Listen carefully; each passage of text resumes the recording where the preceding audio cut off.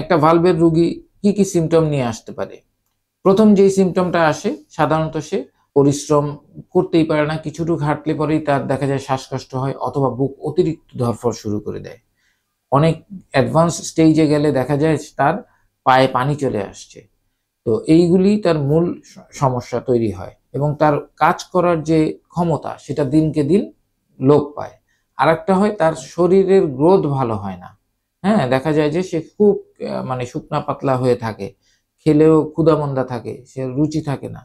এই প্রবলেমগুলির জন্যই ধীরে, ধীরে দেখা যায় তার হার্টের উপরে চাপ বাড়ে এবং হার্টের মাসলগুলি আস্তে, আস্তে ক্ষতিগ্রস্ত হয়। এক পর্যায়ে তার হার্টের পাম্প অ্যাকশনটা কমে যায়। তখন সে আরো বেড বাউন্ড হয়ে যায়। দেখা যায় আগে ওই কিছু দূর হাঁটলে হয়তো, এখন সে বিছানা থেকে বাথরুম পর্যন্ত যেতে পারে না। এইভাবে একটা রোগী ধীরে, ধীরে হার্ট ফেইলিউর ডেভেলপ করে ফেলে। সুতরাং একটা লেভেল পর্যন্ত আমরা মেডিকেল ম্যানেজমেন্ট দিব।